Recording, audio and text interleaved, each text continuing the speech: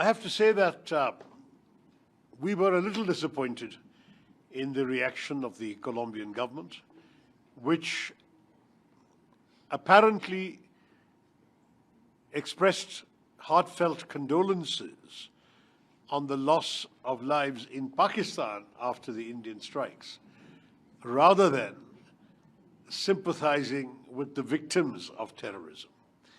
There can be no equivalence between those who dispatch terrorists and those who resist them.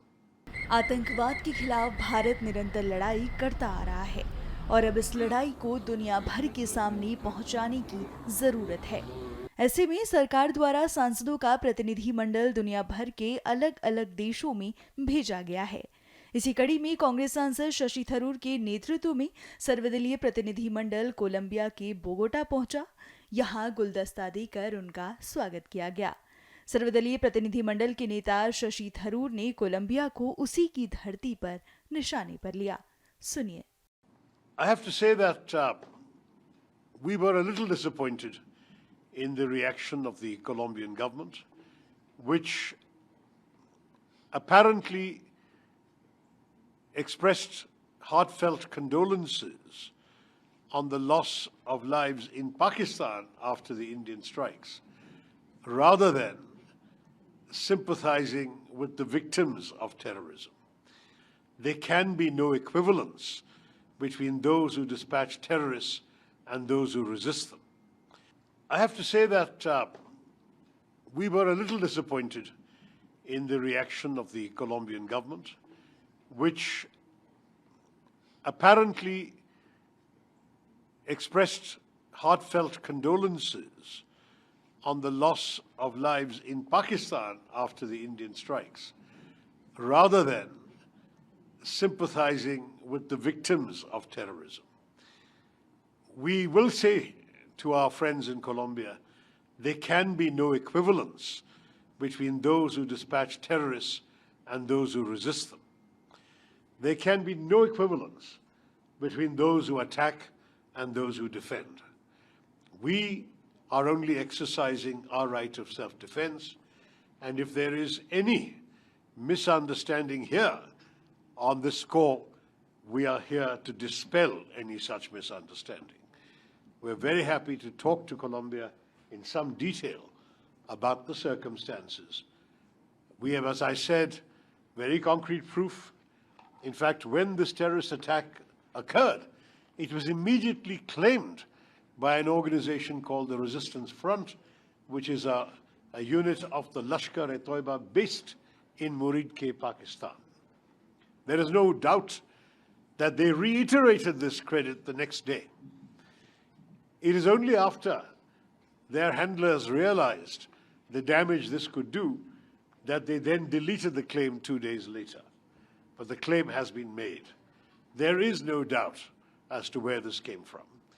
And we will reserve always the right to hit back. Just as Colombia has endured many terror attacks, so have we in India. We have endured a very large number of attacks for almost 4 decades. Frankly, it is now very well established that Pakistan has been breeding the monsters of terrorism for a very long time for their own purposes. We all know that when Osama bin Laden was being hunted around the world, it was Pakistan that gave him shelter. The Americans found him in a safe house in an army, near an army base in a cantonment city. In other words, they found him and killed him, the world's most wanted terrorist, in Pakistan, a country which sadly has incubated terrorism for some years now, for at least 4 decades now. And for this reason, we would like the government and people of Colombia to understand that there should be no equivalence. Lives lost may be lives lost, but the lives lost in India were those of tourists, of civilians, of nuns, of worshippers, of ordinary people.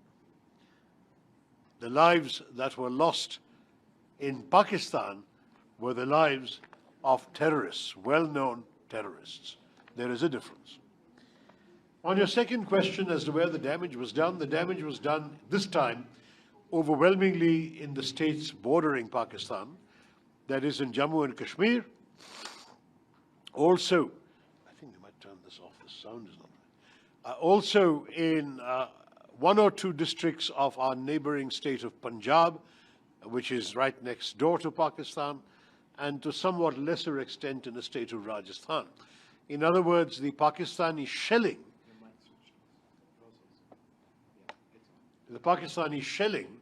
was particularly affecting our border states, and these states took the burden of having to thwart the missiles. But we were well prepared to defend these states. These are our border states. We defend them well, and we were able to prevent any significant loss of life. There was some property damage, considerable property damage in some places. But it was only in Kashmir that lives were lost. First 26 on the 22nd of April, and then further 19 on the 8th of May. And that is, for us, 45 lives too many. There are still 59 people in hospital, or they were when we left India a week ago. It's a very, very serious situation. There was also, I would say, my friend, an intention on the part of the terrorists to provoke a negative reaction in India against our brothers and sisters from the Muslim community. The terrorists specifically asked if people were Hindu or non-Muslim before shooting them dead. There were 25 Hindus, one of them from Nepal, and one Christian who was shot dead. In addition, of course, the shells killed Sikhs and Christians as well. But I say this to you that India very proudly stayed united. There were some brief moments of anger, as you can understand, in every society, but very quickly India rallied around the unity that is embodied in our country's constitution and the national flag, and we stayed as one voice. I should have mentioned at the very beginning of my remarks, let me do so now, that my colleagues and I represent 5 political parties in India, we represent 7 different states in India, and we represent different languages, different religions. We have 3 religions amongst the 7 of us. We are truly reflective of the diversity of India, whether it's linguistic diversity, political diversity, religious diversity. But we are united in the message we have brought to you in Colombia.